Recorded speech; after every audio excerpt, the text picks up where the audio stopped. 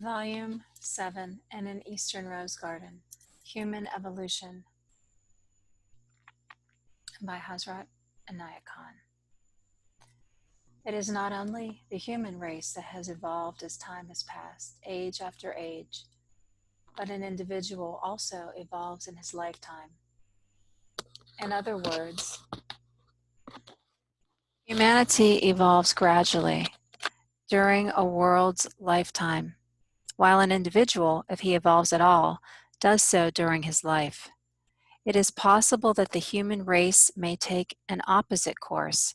Instead of evolving, it may go back, and so it is with individuals too. But a person who is really evolving will not go back. If he did go back some steps, he would feel uneasy and discontented, and he would go forward again. Perhaps he will go back 100 times, but then 100 times he will go forward again. For a person who has experienced the joy and happiness of evolution will not be content with going back. Feeling the discomfort of it, he will go on. No doubt the rhythm of every person's evolution is different. One can read in the VII that one soul creeps, another soul walks, another soul runs,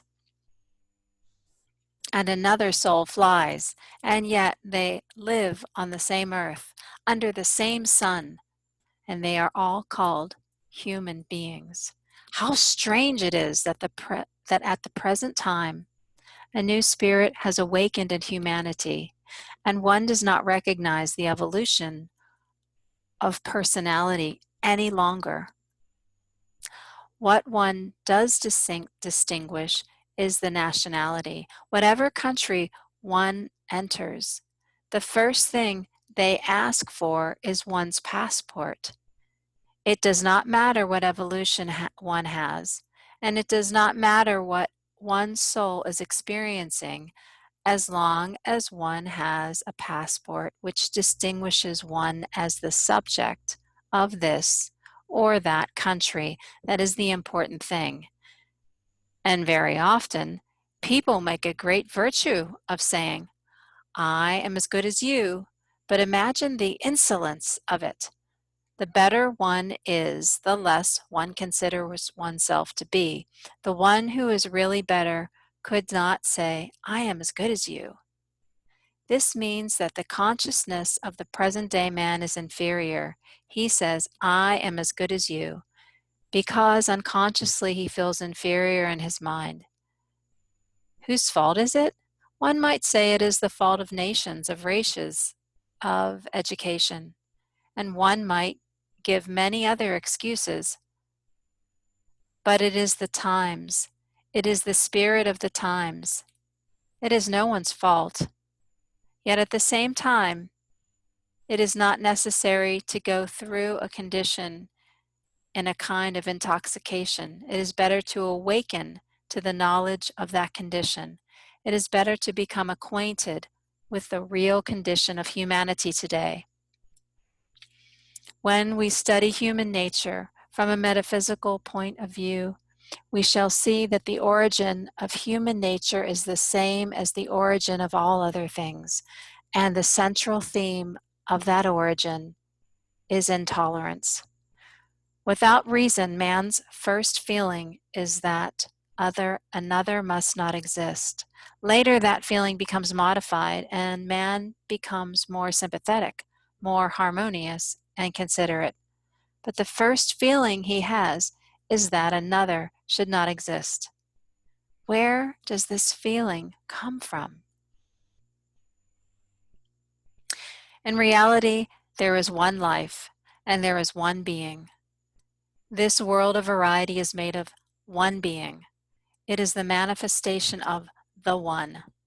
But at the same time, in this world of variety, in this manifestation, the one being loses that consciousness of being one, and there arises the consciousness of being many. In the way one being comes to stand against another being, friendship, sympathy, harmony, attachment, devotion, All these come afterwards as man evolves, but they are not his first tendencies. The first tendency is a kind of jarring influence. For instance, how happy one feels when one is sitting in the train alone, but as soon as another person enters, one thinks that this is a great crime. One would rather he had gone to the other compartment and left one alone. It is a natural feeling when in a restaurant one is eating at a table alone and a stranger comes to sit at the table. He may be an angelic person, but as soon as he comes, one thinks, why? Have they not got any more tables? And this feeling comes even to harmonious people. I am not speaking of the inharmonious ones. Is there anything to be surprised at if in the history of the world there have been so many wars and battles? And for what? For nothing. Man is more fond of war than of peace. He likes peace after war, but if he had loved peace before the war, there would never have been a war. What is the soul? If there is an explanation that can be given of the soul, it is the feeling of I am, the feeling of one's existence. This is the soul, that part of one's being which feels that one exists. And what is the ego? Ego is what is gathered around the soul, and that is the knowledge of oneself. When a person says or feels, I exist, that is the feeling of the soul, but he goes further and says, I exist as what? I exist as a physical body, as hands, as feet, as a tall person, as a short person, as a thin person, as a stout person. It is that feeling of being, a tangible and visible being. It is that knowledge surrounding the soul which makes the ego, the nafs. There are many friends in this world, and there are many enemies, but the best friend, and at the same time the worst enemy, is our own ego. It is our best friend when it becomes a friend. But first of all, it is the worst enemy. Every time a person takes offense at something, every insult that a person feels, every impulse to do something, it all comes from the nafs. The ego is like the rose, and also like the thorns which surround the rose. It takes the place of the thorns when it is not cultivated, and it becomes a rose when it is refined. And the way to make it refined is to humble oneself and to crush one's desires. It is by the process of crucifixion that a person refines the ego. It is a hard grain, and it must be ground till it becomes a fine powder out of which a paste is made. When the ego remains in the condition of a thorn, more thorns come, and more, till it increases its thorns to such an extent that everyone who touches that person is dissatisfied. We all have friends to whom we should be most grateful if they would keep away from us. We love them, we like them, but we would be very glad if they would keep away. What is it? It is the thorns that hurt. In what way do these thorns manifest? They manifest in the form of words, of actions, of desires, in the form of manner. Why does one feel annoyed with certain people in life even before they have uttered one word? Because the thorn is pricking. Perhaps that person will say, but I have not said anything. I have not done anything. But he does not know that he has thorns. There are perhaps so many that even before he utters one word, before he moves, his presence pricks us. It is a natural outcome of the ego. Either the ego develops thorns or it develops into a rose. And when it develops into a rose, then everyone is attracted to it because of its beautiful petals, its delicacy, its fragrance, its color, its softness, its structure. Everything about it is attractive, appealing, and healing. For every soul, there are 4 stages to pass through in order to come to the culmination of the ego, which means to reach the stage of the rose. The first stage is that a person is rough, thoughtless, and inconsiderate. He is interested in what he wants and in what he likes. As such, he is naturally blind to the needs and wants of others. In the second stage, a man is decent and good as long as his interests are concerned. As long as he can get his wish fulfilled, he is pleasant and kind and good and harmonious. But if he cannot get his wish and cannot have his way, then he becomes rough and crude and changes completely. And there is the third stage, when someone is more concerned with another person's wish and desire, and less with himself.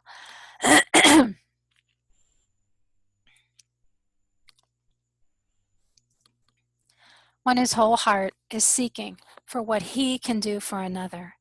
In his thought, the other person becomes first, and in his thought, the other person comes first, and he comes afterwards. That is the beginning of turning into the rose. It is only a rosebud, but then in the fourth stage, this rosebud blooms in the person who entirely forgets himself in doing kind deeds for others. In Sufi terms, the crushing of the ego is called nafs kushi. And how do we crush it? We crush it by sometimes taking ourselves to task. When the self says, "Oh no, I must not be treated like this," then we say, "What does it matter?" When the self says, "He ought to have done this, she ought to have said that," we say, "What does it matter? Either this way or that way. Every person is what he is. You cannot change him, but you can change yourself." That is the crushing. When a thorn shows itself and you crush it, as soon as you notice it, that same thorn, by being crushed, will turn into a rose. For the thorn also belongs to the rose bush. And when a person says, I will not occupy this position. I will not eat this. I hate it. I despise it. I cannot bear it. I cannot look at it. I cannot endure it. I cannot stand it. These are all little thorns. A person may not know it, but they are thorns. And when they are crushed, then the rose comes out. Then the rose comes out of it. How easy it is for people to say they want to know about mysticism and occultism. If there were an even bigger name, they would like to take an interest in that. And they believe that by reading books, one can understand it. By learning lessons, one can learn it. Or by doing certain practices, one can know it. But it is the everyday life that teaches us from morning till night. Every moment of the day and night, we are up against something that our nafs rebels against. And if we took that opportunity to crush it, to put it down, in some years' time, our personality would become a rose. Is this then always wrong to be what is called an egoist? There are many kinds of egoists. There are good points and there are bad points in an egotistic person. The egoist is selfish, and selfish men can produce cruelty and dishonesty. But there is another side to it, and that is pride and independence and indifference, which give him contentment. Besides, when the real egoist, whose ego stands before him like a statue of rock, watches that ego, then after some time, that ego becomes a living being. It comes to life and becomes the very being that one is seeking.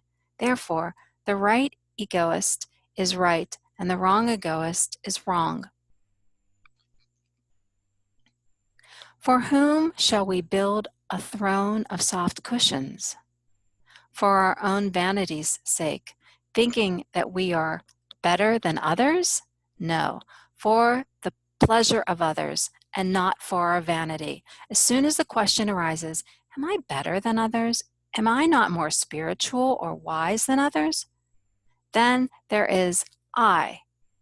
That is wrong. What does it matter what we are, as long as we are able to give pleasure to others, to make life easy for others? For this is the world of woes. There is no end to the troubles. From the king to the pauper, from the richest to the poorest, there are endless troubles hanging over the head of every individual. And if we can be of some little use to somebody, we can more easily learn what mysticism is, for the only real mysticism is when a person realizes that he pleases God by pleasing mankind. It is only in this way that we can crush our ego. Every time that we notice its pinprick, every time that its thorns appear before our eyes, we should crush it and say, what are you? Are you not thorns? Are you not the cause of unhappiness for others and myself as well? I do not want to see my being in such a form, in the form of thorns. I want my being to be turned into a rose, that I may bring happiness, pleasure, and comfort to others. If there is anything needed in spiritual teaching, in seeking truth, in self-realization, it is the refinement of the ego. For this same ego, which begins by being our worst enemy, will in the end, if developed and cultivated and refined, become our best friend.